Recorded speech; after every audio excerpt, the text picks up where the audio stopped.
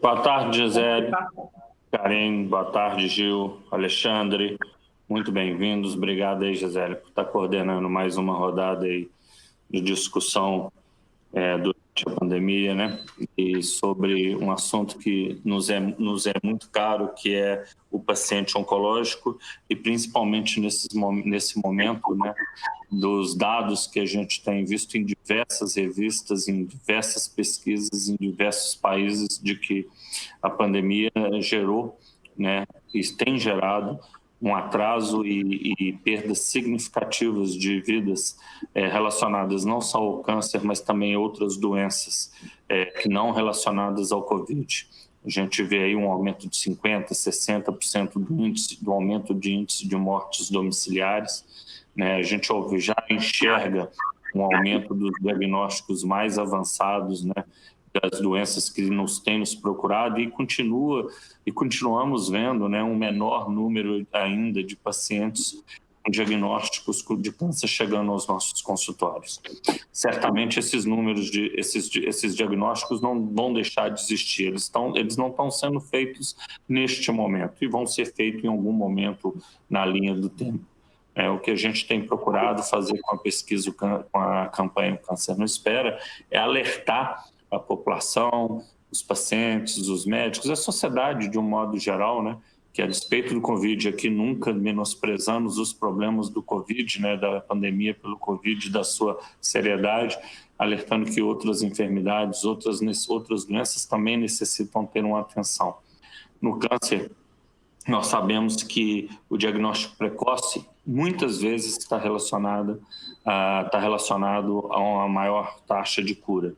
Então, nos chama a atenção o número de pacientes, a diminuição do número de pacientes sendo diagnosticados, e é importante, isso não é no Brasil, a gente vê isso de uma maneira global e já vê relatos, né, de dados estatísticos importantes mostrando que isso pode vir a ser um problema nos próximos meses, até nos próximos anos relacionados, né, à perda do diagnóstico precoce. Eu acho que a gente tem aqui um caminho para discutir agora na próxima hora sobre isso, mas, de novo, né, a gente lançou uma campanha que começa no Grupo Oncoclínicas, mas não é do Grupo Oncoclínicas, não é uma campanha plural, onde a gente está tentando envolver o máximo de empresas, de grupos, de pessoas, né, que são influenciadores, para alertar para essa necessidade de não perdermos o melhor momento do diagnóstico do câncer.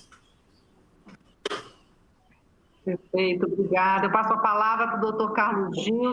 Doutor Gil, como presidente do Instituto Oncoclínicas, que idealizou a campanha, juntamente com o apoio de sociedades médicas e entidades de apoio ao paciente, você tem sentido a repercussão da campanha? Quais são os desafios de sensibilizar a população, de uma forma geral, da importância da manutenção dos exames diagnósticos e da continuidade dos tratamentos? Então, boa tarde, Gisele, boa tarde, Alexandre, Bruno, Karine, bem-vindos todos. O Bruno falou que essa campanha de fato foi idealizada dentro do Grupo Oncoclínicas do Instituto, mas hoje ela é uma campanha nacional, né? Graças ao apoio de todas as sociedades e entidades que a gente recebeu. E a gente começa a ver, sim, o impacto dessa campanha. Tá? Impacto em colegas, né, ligando e cumprimentando, e impacto em pacientes que, de alguma forma, passam a querer acelerar seus exames que estavam sendo adiados como um reflexo da campanha. Só que não podemos parar. Tá? Eu acho que isso é só o começo. Né? Como o Bruno falou, esse é um problema que é difícil de mensurar o impacto que esse atraso, esses meses de atraso, vai ter, né, no diagnóstico e no tratamento e, eventualmente, na curabilidade de pacientes oncológicos. Mas eu acho que campanhas como essa, né, têm que continuar, nós não podemos esmorecer de maneira alguma, porque, de fato, a gente já começa a ver no consultório, pelo menos, né, como o Bruno já tem visto no dele, eu tenho visto no meu, provavelmente, pacientes chegando com estágios mais avançados do que você esperaria para aquela determinada classe social. Tá? Pacientes que teriam acesso ao sistema de saúde de maneira fácil, chegando com um estágio de doença que você não costuma ver. tá? E relatando que, na verdade, postergaram a realização de exames sim. Então, eu acho que essa campanha é fundamental, mas é o primeiro passo para a gente continuar brigando e lutando para que a gente continue, buscando atendimento médico, tá? Buscando o diagnóstico e, na dúvida, que eles sempre liguem para o seu médico de referência que vai ser orientado da melhor maneira possível. Ainda temos meses ainda de pandemia pela frente, né? Por mais que a situação em alguns estados possa estar um pouco mais controlada, como a gente conversou em outras lives, o Brasil é um país continental, né? Regionalmente a epidemia tem se movido de maneira diferente nas regiões do Brasil, então essa campanha tem que continuar e esse alerta tem que continuar, vindo dos médicos, vindo dos profissionais de saúde para os pacientes e que eles também possam disseminar esse tipo de informação. Certamente aumentou o debate, né, Gil? Não tem dúvida. Tá? Eu acho que talvez esse seja o grande ganho, Bruno.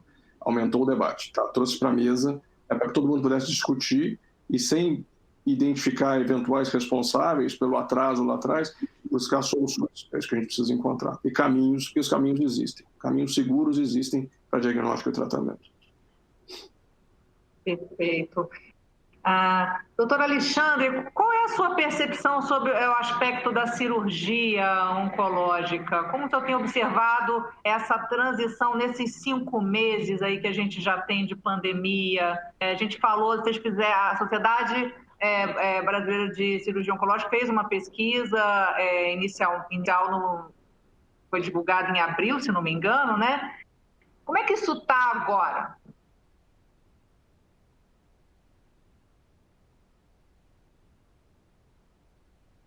Está no mundo. Oi, a gente não... Está no mundo, Alexandre. Boa tarde a todos. Gisele, Bruno, Carlos Gil, Karine. Obrigado ao Grupo Oncoclínicas pelo convite. Obrigado ao Grupo Oncoclínicas pela parceria, pelo apoio científico à SBCO, Sociedade Brasileira de Cirurgia Oncológica. Desde o início da pandemia, quando começou, na primeira semana que começou a sair nota do Ministério da Saúde, a Sociedade Brasileira de Cirurgia Oncológica ela se preocupou com essa interrupção no tratamento. Então, a primeira orientação nossa foi sair uma nota para não se interromper o tratamento. Muitas pessoas ficaram com medo de fazer ciclos de quimioterapia ou estar com cirurgia marcada e não comparecer ao hospital para operar ou interromper o tratamento radioterápico. Então, foi a nossa primeira nota. A partir do momento que a pandemia ela foi se instalando e nós começamos a conhecer sobre a doença, sobre essa viremia, sobre a doença, nós começamos a soltar notas que mudavam semana a semana. Então, nós começamos a falar que para operar apenas os cânceres essenciais, né, aqueles cânceres que em 2, 3 meses não modificavam o prognóstico, para deixar de lado, por exemplo, um tumor de pele, um CBC, um epidermose de baixo grau, um câncer de tireoide que não seja agressivo. Então, nós começamos esses tumores que poderiam esperar 2 a 3 meses. Porque, na verdade, ninguém podia imaginar em fevereiro, março, o quanto que ia durar essa pandemia. Né? E a gente está vendo que isso está se arrastando. A partir do momento que a pandemia o tempo está aumentando e nós fomos sendo identificados com surtos diferentes, ou seja, Sudeste melhorando, o Sul, por exemplo, piorando agora. Os colegas do Sul falando que houve um aumento muito grande, as unidades de terapia intensiva lotadas. Nós começamos a identificar que a partir do momento que, dependendo da sua regionalidade, o câncer tinha que ser tratado de forma diferente. Então, se eu estou num lugar que não tem nenhum caso, né, eu tenho que pegar muito pelo contrário. Nós orientamos até a adiantar a fila, acelerar o tratamento. E a questão do diagnóstico. Por exemplo, eu estou no meu período de fazer rastreamento, eu faço um rastreamento anual. Então, meu rastreamento acabou caindo em março. Opa, não vou rastrear, porque aqui está tendo uma incidência muito grande. Aí nós estamos em fevereiro, nós estamos em julho, agosto, nós estamos já em agosto. Aí eu não vou fazer meu rastreamento. Essa pandemia, ela vai acabar ano que vem. Aí ano que vem, quando eu for fazer meu rastreamento, muitas pessoas que estão afastadas da sua atividade laborativa vão querer ganhar um tempo. E vão falar assim, não, eu vou deixar meu rastreamento para fazer, já que eu esperei até agora, eu faço daqui a 2, 3 meses.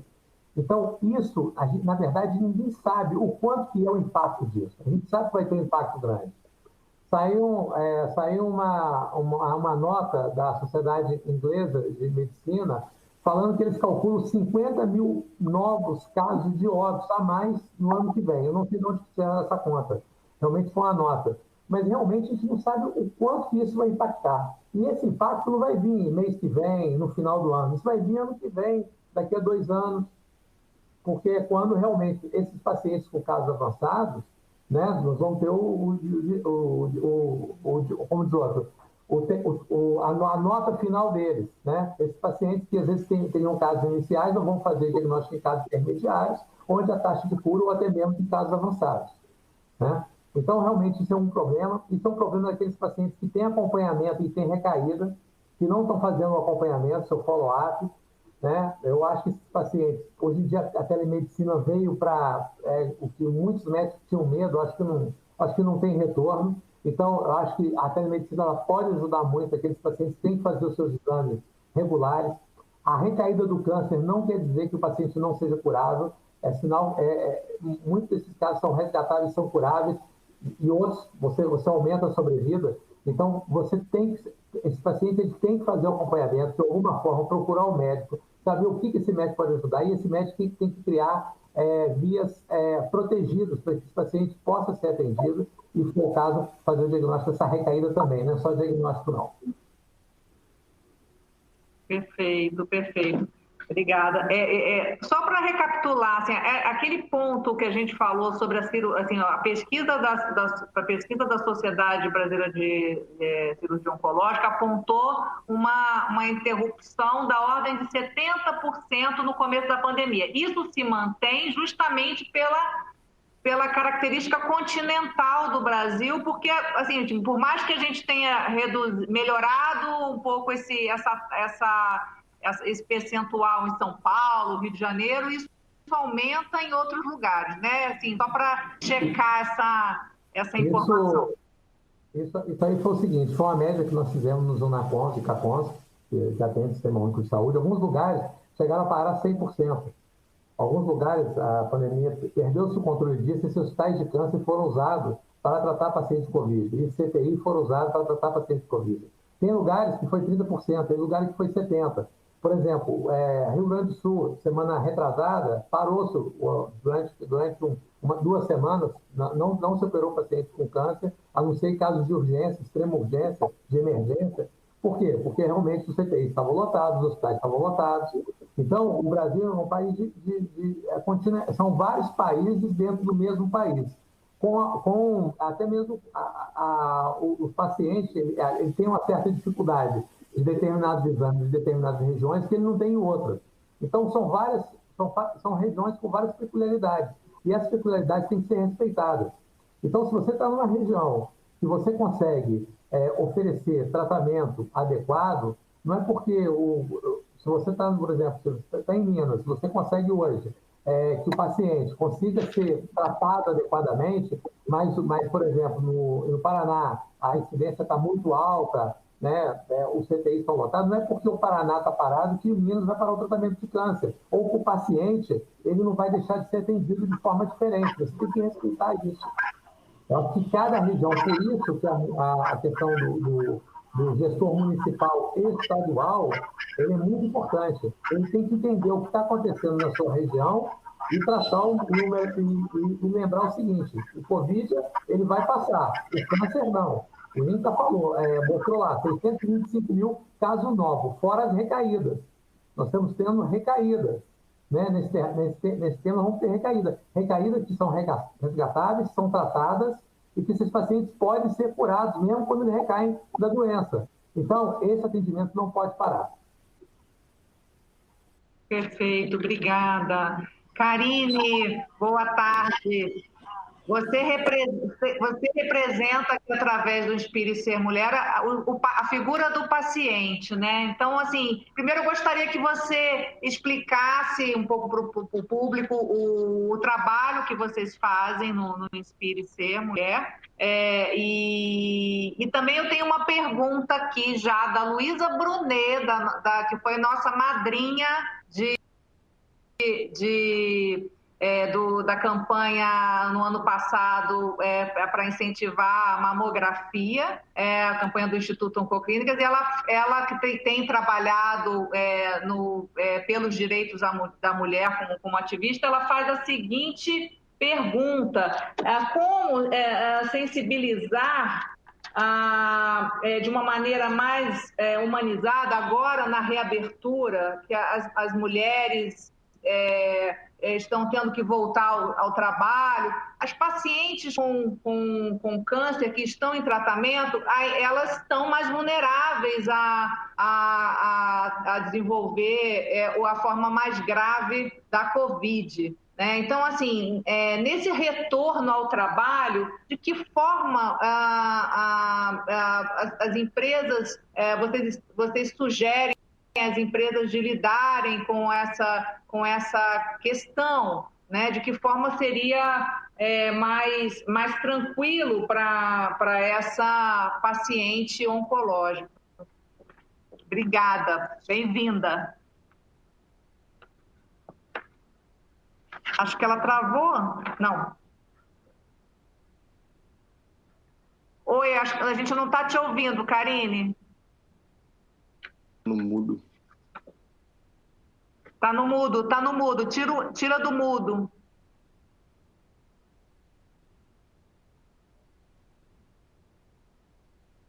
Olha, antes dela, Karine, enquanto ela tá no mudo, passar a palavra Karine. para o doutor.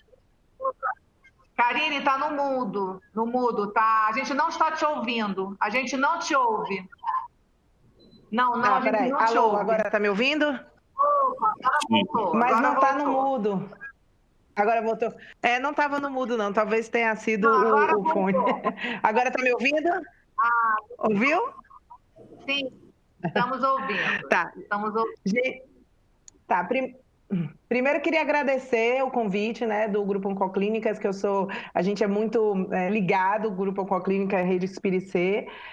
Quando você fala do nosso trabalho, a gente trabalha realmente focado na sobrevivência da mulher e da rede de apoio, né, que foram impactados pelo câncer, e a gente atua muito nas empresas, nessa forma de acolhimento, nessa pergunta que eu vou responder aí, da Luísa, da gente falar para as empresas as formas de acolhimento, né? Antigamente a gente falava das formas de acolhimento depois do câncer, hoje a gente está falando de formas de acolhimento depois da Covid com o câncer, então a gente está trazendo toda esse cuidado, esse diálogo cuidadoso e sensível para que essas mulheres possam se sentir mais acolhidas, né? Essas pessoas possam se sentir mais acolhidas.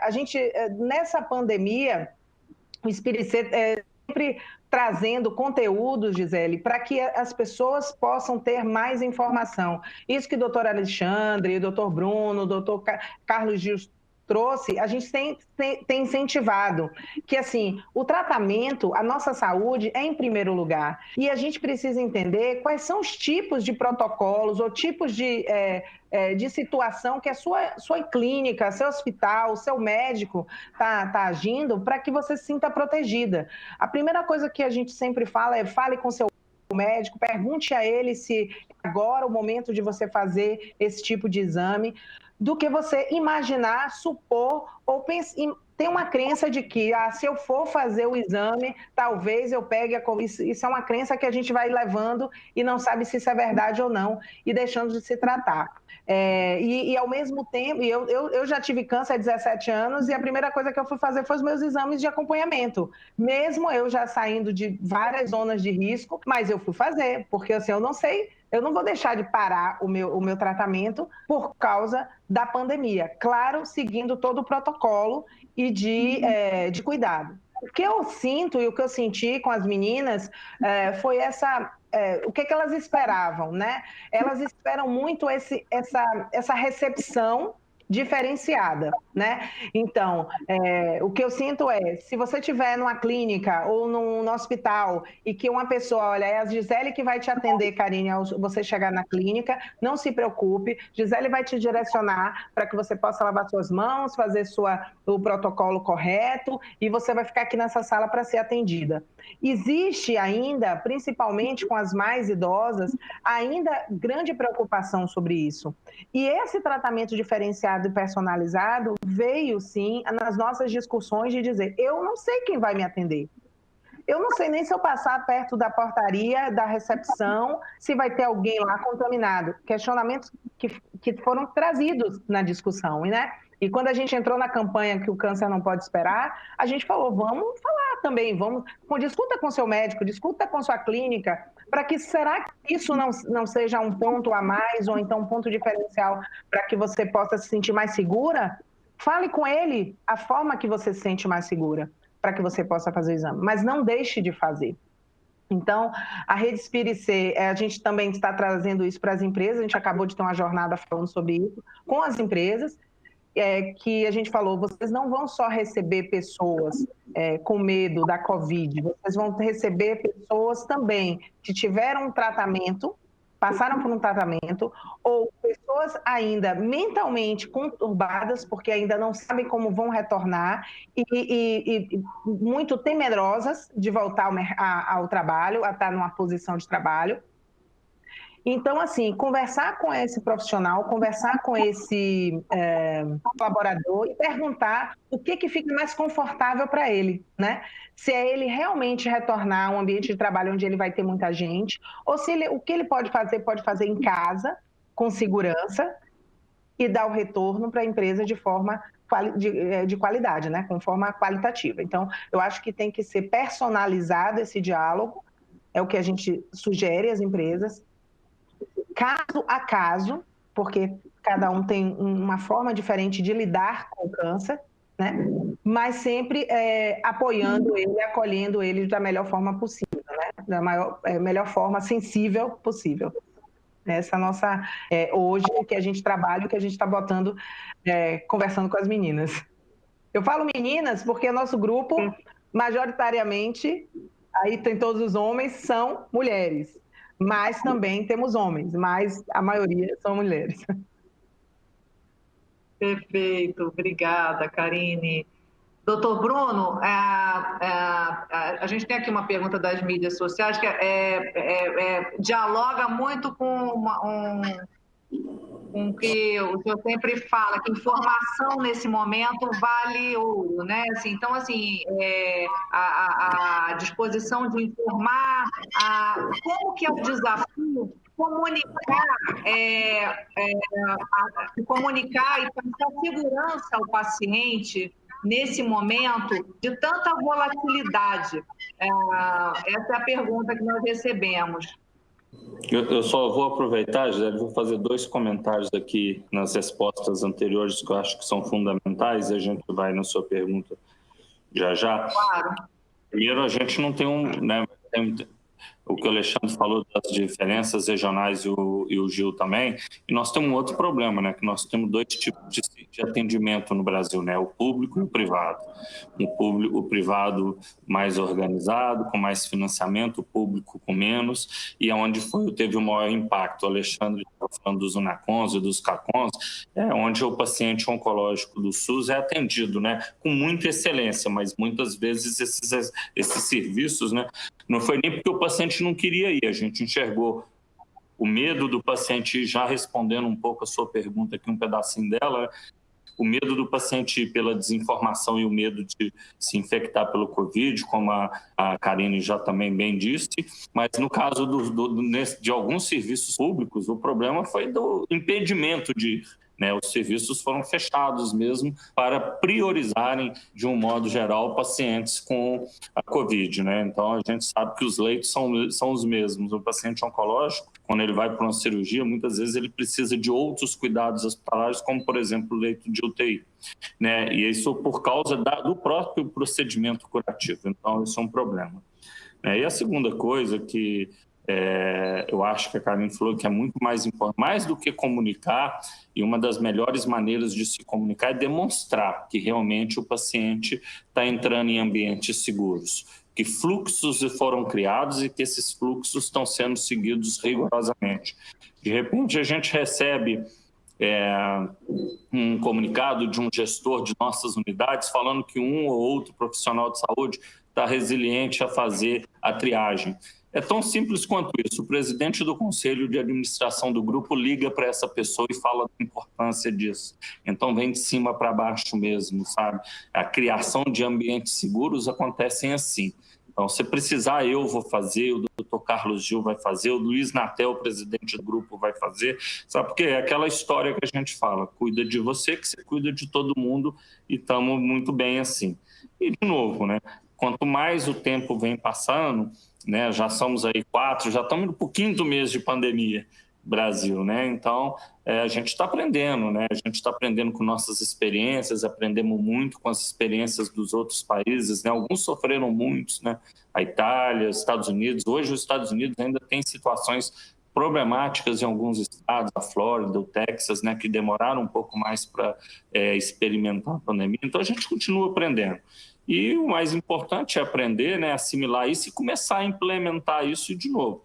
Divulgar e demonstrar que esses ensinamentos estão sendo aplicados e vão ser colocados em prática, né, e criando esse ambiente seguro para o paciente fazer seu diagnóstico e fazer seu tratamento, para as equipes, né, médicas, assistenciais irem trabalhar e voltarem para casa seguros, né? Então, acho que isso também é importante.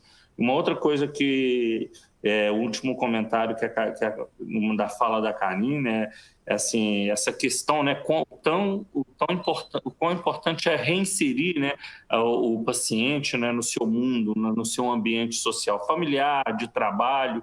E uma coisa que está fundamentalmente relacionada a isso é o diagnóstico precoce. Mas diagnóstico precoce significa tratamentos menos mutilantes, mais rápidos, mais curativos e mais fácil você consegue.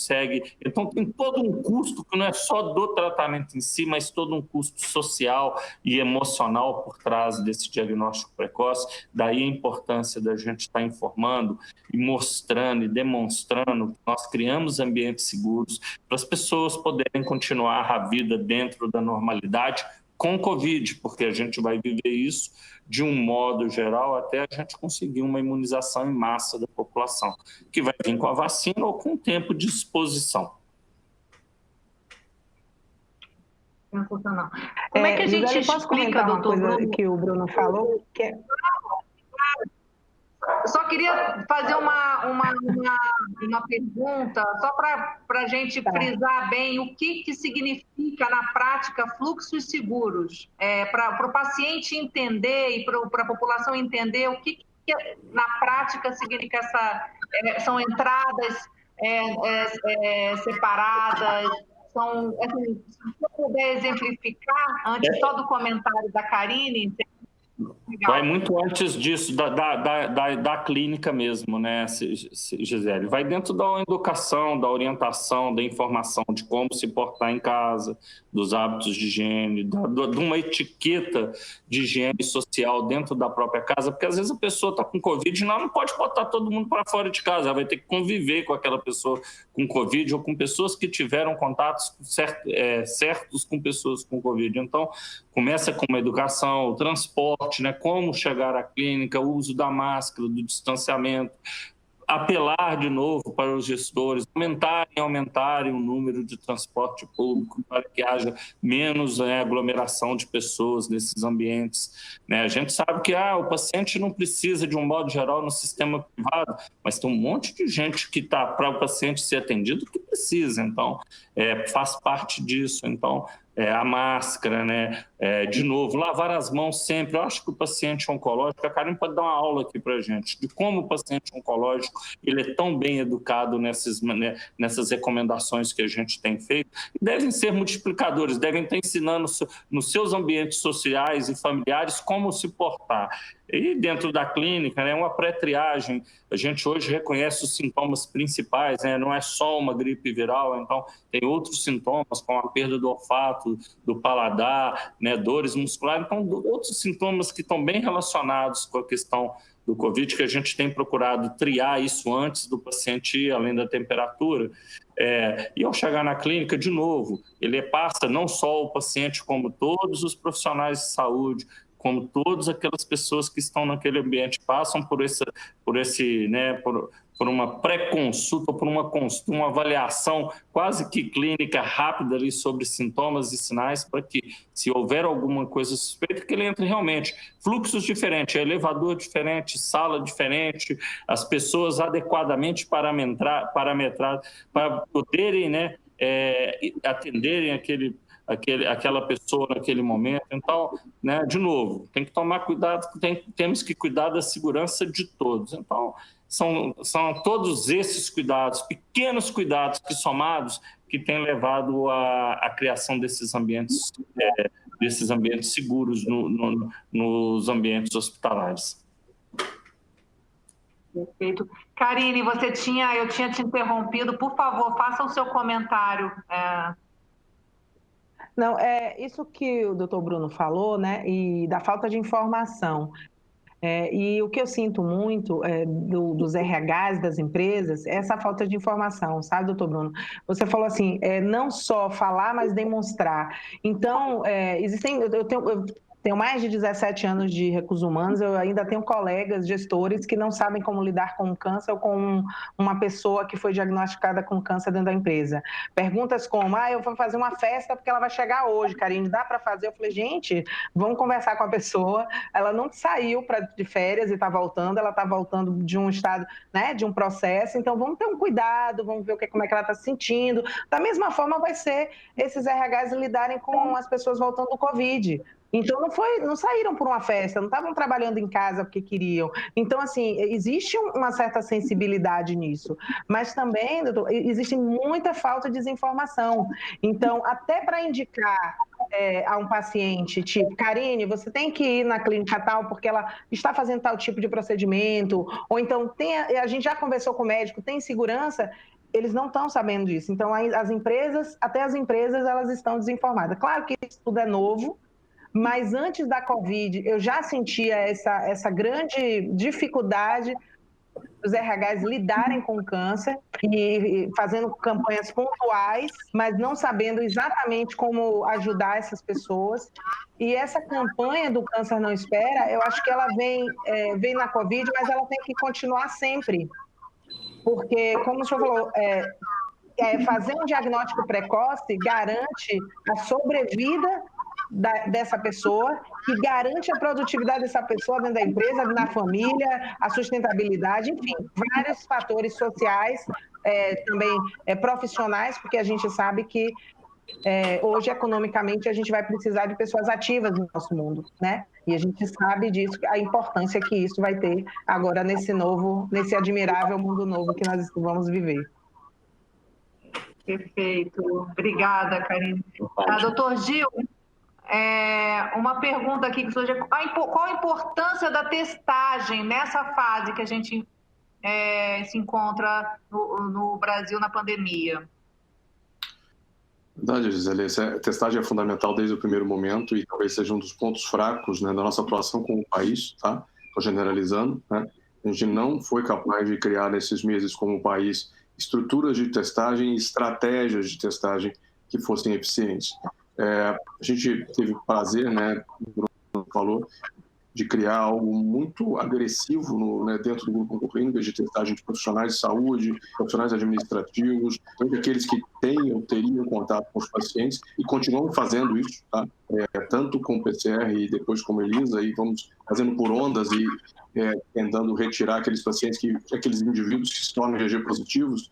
Mas nesse momento de retomada de economia em alguns estados, se a gente tivesse uma estratégia de testagem de país bem montada, a gente poderia fazer o que outros países fizeram. Você isola, a Alemanha está muito feliz nesse sentido, você isolaria aquele indivíduo contaminado e os seus contactantes e a vida segue. A gente não vai conseguir isso no Brasil, tá? Com raras exceções, mas continuamos incentivando nesse sentido. Mas voltando ao ponto inicial, isso não pode ser um impedimento de que, independente da retomada econômica, a retomada do tratamento oncológico, ela continue. Tá?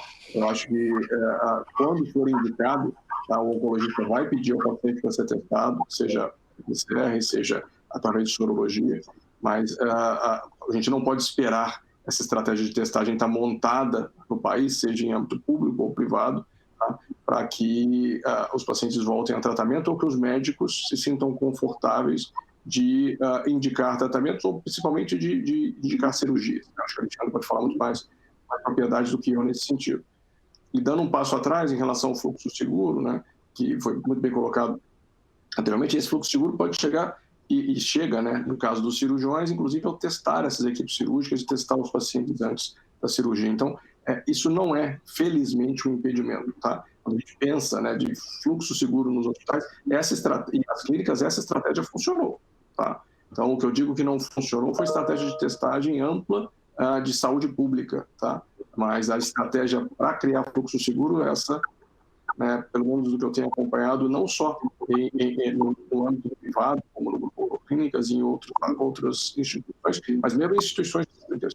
Essa estratégia, em algumas delas, por exemplo, o INCA, tem funcionado de maneira muito eficiente e permitido que cirurgias voltem, estratégias de diagnóstico sejam iniciadas. Perfeito, obrigada. Doutor Alexandre, uma pergunta aqui da Carolina Amasi, do jornal O Globo. Ela pergunta o seguinte: o avanço da pandemia da Covid-19 aumentou a demanda por sedativos e bloqueadores neuromusculares, fundamentais tanto para exames e cirurgias, quanto para pacientes em leitos de UTI. Há notícias de hospitais sem alguns sedativos, adjuvantes e relaxantes musculares. Quais os impactos desse desabastecimento nas cirurgias oncológicas? A gente já vem falando sobre isso, né? Os relaxantes musculares é uma classe de medicamentos que são usados para pacientes que vão ser submetidos a anestesia geral e, no caso, de pacientes que vão ser intubados pelo Covid, eles são necessários. Então, o que aconteceu? Aconteceu que houve uma demanda muito grande de compra por esses medicamentos no país. Hospitais de campanha, os municípios e governos estaduais compraram esses medicamentos. Isso causou um desabastecimento não só na rede pública, mas na privada também. Na rede privada também. E muitos hospitais realmente chegaram a suspender, ainda estão suspendendo cirurgias por câncer, devido ao fato de não ter essa medicação. Uma vez que some do mercado a medicação, o que acontece? A questão da lei de mercado. Aumentou-se muito o custo também desses remédios. E não foi só dos relaxantes musculares. Os relaxantes musculares talvez possa ser explicado porque você teve uma demanda, muita gente comprando, com medo de precisar, por causa da pandemia, e desses pacientes precisarem de ventilação mecânica e precisarem ser entubados. Outros medicamentos, realmente, a gente não conseguiu entender. O Ministério da Saúde está rastreando isso, está tentando conversar com os fabricantes, mas realmente, em alguns hospitais do país, hospitais de câncer, hoje mesmo eu estive conversando com a presidente do hospital, do Renacom, que realmente ela teve que minimizar as cirurgias. Ou seja, como o Bruno falou, são 2 tipos de medicina no país. Nós temos 2 tipos de medicina. Realmente temos, sim. Então, nós temos uma medicina onde nós temos uma quantidade de recursos e as demandas são infinitas. Os recursos são finitos, as demandas são infinitas, que é o caso do Sistema Único de Saúde, onde realmente você já tem uma questão de filas. Já tinha filas para o paciente operar. E agora você teve uma interrupção do tratamento. E agora, seguida da interrupção do tratamento, quando você acha que vai voltar com as cirurgias oncológicas pelo Sistema Único de Saúde, tem essa questão dos relaxantes musculares que está afetando, sim, alguns hospitais. E isso impacta, naturalmente, a frequência, né, de cirurgias nesse retorno, né, de alguns estados que estão já efetuando a reabertura e tudo. Principalmente dos estados que estão efetuando a reabertura, mas se tratando de câncer, na verdade, como eu falei com você, a partir do momento que a pandemia foi caminhando, nós estamos soltando notas, estamos conhecendo mais sobre a doença e vendo realmente o real impacto que ela ia fazer, principalmente com doenças crônicas, como o câncer, né, que é uma delas. Então, nós estamos mudando nossas orientações. O tratamento do câncer, a orientação da sociedade, uma vez diagnosticada, não parar, é operar. É operar dentro de vias seguras. Tanto no início, nós fomos a primeira sociedade que levantamos a questão de vias livres de Covid, nós até mudamos o termo livre para segura, Por quê? Porque, na verdade, é segura. Livre dá a ideia de 100%. A chance de você ser contaminado em via segura ela é pequena, mas ela existe. Mas é bem menor numa unidade, né, de tratamento que não toma esses cuidados, devido cuidado, como testagem, como afastar os funcionários que têm um potencial de contaminação, que estejam doentes, testar de rotina os seus funcionários, hábitos de higiene, hábitos de equipamento de proteção individual para os seus funcionários e para os pacientes, orientações higiênicas mesmo, como o Bruno falou, nas suas residências. Isso é uma preocupação do médico, independente de ele ser oncologista, se ser gastroenterologista, ou seja, a função dele, e no caso de pandemia, orientar seus pacientes. Perfeito, obrigada. Doutor Bruno, se o senhor quer comentar também esse ponto, e nós já temos eu queria engatilhar com uma pergunta da Helena Arnone, da revista Forbes, que pergunta, dentro a pandemia deve gerar impactos econômicos severos para além da Covid-19.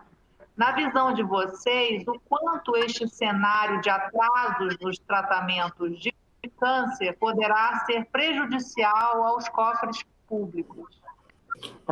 Certamente, né, Gisele, nós vamos ter problemas mesmo, né, porque se não tem arrecadação, e aí é uma série de outros fatores, mas não tendo arrecadação, o que sustenta os hospitais públicos, né, são nossos impostos, né, então isso vai ter um problema. Você imagina que a questão de falta de medicamento tem um problema, né, a gente, quando fecha tudo, para de produzir medicamento, ou para de o medicamento chegar também. E aí tem um problema, né, alguns entes vão lá e sequestram. Eu falo assim, não, nós vamos confiscar todos para o sistema público. Lembrando que parte do atendimento do sistema público é feito pelo sistema privado, pelas santas casas, pelos filantrópicos, né? Eles não são hospitais federais, não são hospitais estaduais e municipais, são entidades que são privadas, mas que atendem o público de um modo geral. Então, quer dizer, se você não tem uma estratégia de novo, informação, saber para onde tem que ir, a hora que tem que ir, não vai me ser uma grande surpresa a gente só descobrir daqui a algum tempo que milhares e milhares de frascos de medicamentos que faltaram em algumas instituições acabaram sobrando em alguns depósitos, né? Mas essa é uma realidade da falta de planejamento. De novo, não fazer os diagnósticos precoces e, nesse momento agora, não nos planejarmos para que eles que os diagnósticos que não foram feitos nesse momento sejam feitos. E mais importante do que só fazer o diagnóstico, o Alexandre deixou isso aqui muito claro, tem que fazer o diagnóstico e tem que tratar, senão não resolve o problema, né? Então, não adianta dar acesso também ao diagnóstico e não dar o tratamento. E dar acesso ao tratamento vai significar mais investimento, principalmente se isso vier em um volume maior de pacientes, né, num período menor de tempo. Então, eu acho que a gente, né, de um modo geral, o sistema privado vai estar mais organizado, porque também vai ter um maior número de diagnósticos e eu acho que conseguir dar vazão a isso. O sistema público vai ter que se organizar muito, vai ter que começar a se preparar. Eu acho que ele já devia estar se preparando e deve estar se preparando, espero eu, né, para como nós vamos lidar com todos aqueles casos, e não é só de câncer, de tratamentos que ficaram, né, retidos, né, durante a pandemia. E, obviamente, que isso vai infligir algum custo, porque você não está operando paciente com câncer, você não está operando de outra doença, mas o recurso está sendo gasto, né? E está sendo gasto de uma maneira bastante extensiva para o acompanhamento e tratamento do paciente com Covid. Então, criou-se uma nova fonte de consumo de recursos que são finitos.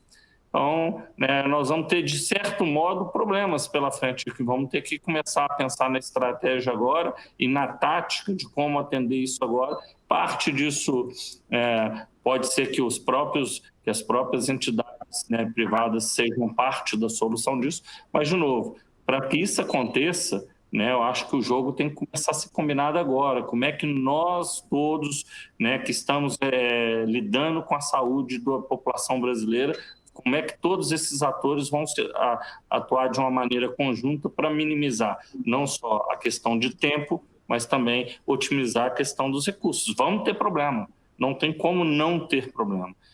A gente lê um pouco do caderno de economia, a gente vê, né, o déficit vai aumentar assustadoramente, porque os custos aumentaram, né, e não aumentaram por conta de um problema de saúde, né, de um caos, né, num primeiro momento causado por uma doença que afetou a população toda. Então, de novo, nós vamos ter que sentar todo mundo na mesa, público, privado, organizar,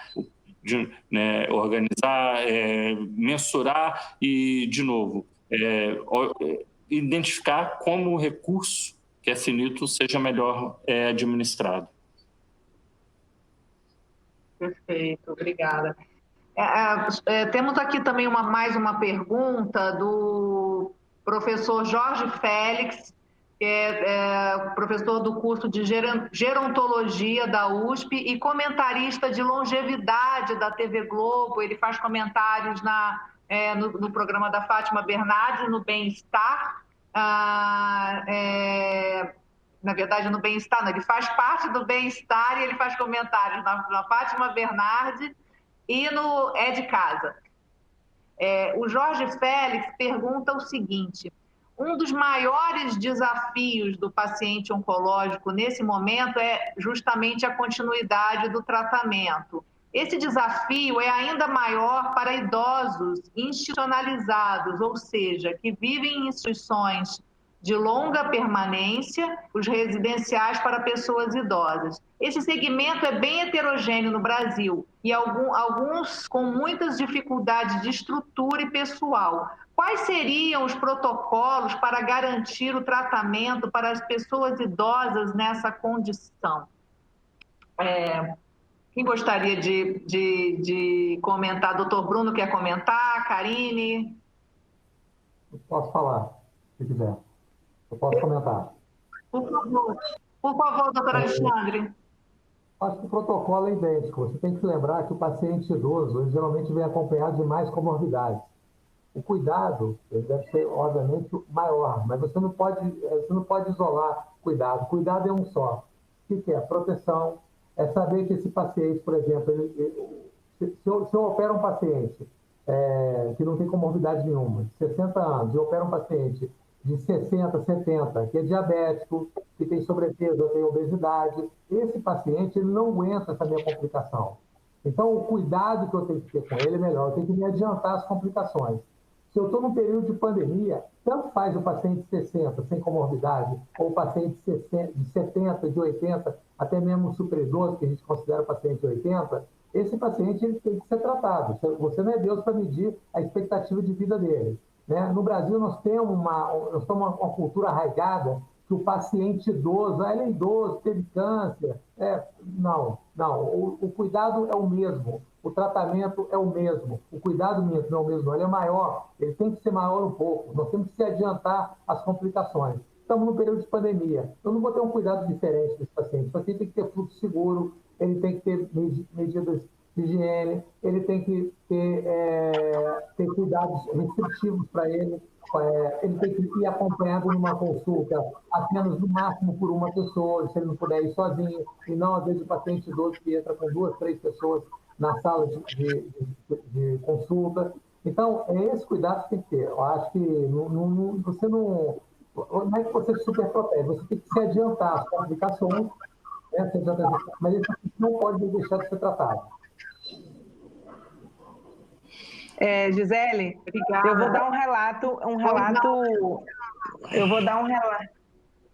vou dar um relato humano, né, nessa questão que você acabou de perguntar. Eu tive uma seguidora do Espiricê, de 72 anos aproximadamente, que ela precisou fazer cirurgia agora na pandemia, e a cirurgia dela foi adiada exatamente por não ter EPI no hospital. Ela morava no interior, perto de Porto Seguro, e tinha que vir para Salvador, e mesmo assim esse hospital de Salvador ele não poderia atender ela, e o médico aconselhou ela não fazer a cirurgia. E aí, prontamente, pelo desespero dela, ela fala: Karine, eu não conheço isso, eu estou muito desesperada por ser também uma idosa. E aí eu vou dar um caso humano, que eu liguei para Clarissa Matias, minha médica, e falei: Clarissa, eu preciso da sua ajuda. Primeiro, porque ela não tinha um oncologista. ela descobriu um câncer, ela foi no mastologista e eu precisava que ela se acalmasse com isso. Então, quando o doutor Alexandre fala que é diferente, é diferente. Então, quando Clarissa ligou e acalmou ela, e ela ligou para mim, Karine, foi a melhor coisa que você fez, porque ela explicou para mim a gravidade e o tempo que eu poderia estar esperando para fazer essa cirurgia. Porque o que ela estava imaginando? Se essa pandemia eu não me operar, eu vou morrer. Eu vou morrer, não vai adiantar para mim. E eu estava vendo que o caso dela, eu não sou médica, mas eu estava entendendo que o caso dela era preciso se tratar rápido, mas a gente precisava dar uma segurança dela médica, né? O fluxo de uma segurança médica para ela, né? E ela não tinha como marcar um oncologista, estava fora. Então, assim, o que eu penso muito nas pessoas idosas é a humanidade. Clarissa não é médica dela, Clarissa atendeu um pedido pela nossa rede, Clarissa apenas disse, acalmou o coração, porque mesmo ela sem a cirurgia, ela ia ser operada, hoje ela está operada, e hoje ela vai dar continuidade agora, coincidentemente com Clarissa, mas ela foi atendida com humanidade. E ninguém estava dando uma resposta para ela, para esse tipo de gravidade, para fazer ou não a cirurgia, né? Então, isso para mim foi muito importante e para o nosso grupo também, porque a gente tirou ela de um estado de ansiedade muito grande. Aqui, Karine, Gisele, eu vou fazer um comentário já fazendo minhas últimas considerações, dizendo que o que a gente tem conversado todos esses dias, independente da idade, do diagnóstico do paciente, é a individualização. Ponto. É fundamental. A gente vai ter que individualizar caso a caso, a opinião pessoal do médico, assistente do médico que está acompanhando o caso, ela é fundamental, de novo. Né? Muitas das vezes o que os pacientes precisam de, como a Karine falou, de uma palavra a mais, né? de um conforto. Uma palavra conforta tanto quanto qualquer outro tipo de tratamento. Então, acho que o que a gente tem falado todas essas vezes, tem repetido, vamos ter que ter muito cuidado, muita individualização, muito equilíbrio nas decisões, independente da idade do paciente, do diagnóstico, né? O que a gente está falando aqui, de um modo geral, não serve para casos individuais. Então, o paciente e o seu médico têm que manter esse contato mais próximo durante esse período, né? O paciente oncológico, ele já tem um contato muito próximo com o seu médico, ele vai aumentar ainda mais essa intensidade nesse período, porque as dúvidas vão ser maiores, porque a incerteza é maior, mas, de novo, eu tenho certeza que breve a gente vai ter superado isso. Se a gente começar a planejar agora público, privado, talvez juntos até, né, vamos conseguir achar saídas melhores e mais rápidas para todos os pacientes num curto período de tempo. Obrigado. Obrigada, doutor Bruno. Karine, também queria pedir para você suas considerações finais. A gente, infelizmente, vai ter que encerrar já nosso bate-papo. Não, eu queria agradecer, obrigado pelo convite. Eu acho que, mais do que nunca, essa pauta ela tem que ser discutida sempre, tem que ser esclarecida. Novamente, eu repito as palavras de doutor Bruno, a gente, além de falar, a gente tem que demonstrar e a gente tem que fazer com que esse fluxo seguro ele seja tangível, ele não seja só apenas falar de protocolo, mas que a gente possa tangibilizar e mostrar que está sendo feito. Muito obrigada. Obrigada. Por favor, doutor Alexandre, suas considerações finais. Bom, eu tenho que falar que o paciente, é isso que o Bruno falou, procura seu médico, procura se orientar com seu médico, tenha calma, tenha cautela, não deixe de fazer seu tratamento, não interrompa seu tratamento. Se você está muito tempo sem fazer seus exames de acompanhamento, entre em contato com o seu médico, né, e ver se ele possa pedir esses exames para você por outras vias, não presencial. Em caso de qualquer sintoma diferente, procure atendimento médico. O médico é o melhor amigo que você pode ter nessa hora. Tome cuidado com informações de vizinhos, tome cuidado com informações da mídia, não técnica, né? Procure informações técnicas sobre orientações. A internet é muito boa, ela aproxima e ao mesmo tempo ela distancia a gente no momento que ela tem muitas informações que não são verdadeiras. né? Então, tomar cuidado com isso, procure a sociedade médica, procure os órgãos de informações das campanhas seguras com esse que está sendo feito com o Oncoclínica. Muito obrigado. Obrigada. Doutor Gil, por favor, suas considerações finais, aí com o fecho aí, para a gente lembrar mais uma vez da campanha O Câncer Não Espera, Cuide-se Já. Por favor. Então, pegando o gancho, o câncer não espera. Então, para aqueles pacientes que estão nos ouvindo, que estão hesitando em fazer exame ou te ligar para o seu médico, ligue agora. Tá? Ligue agora para o seu oncologista, para o seu cirurgião, questione sobre datas de exame, sobre a forma segura de realizar esses exames e eventualmente procedimento cirúrgico. Não espera até amanhã, vou fazer hoje. Muito obrigada. Muito obrigada à nossa audiência, muito obrigada, doutor Bruno, Karine, doutor Alexandre, doutor Gil. Lembrando que o câncer não espera, cuide-se já. Muito obrigada e boa noite.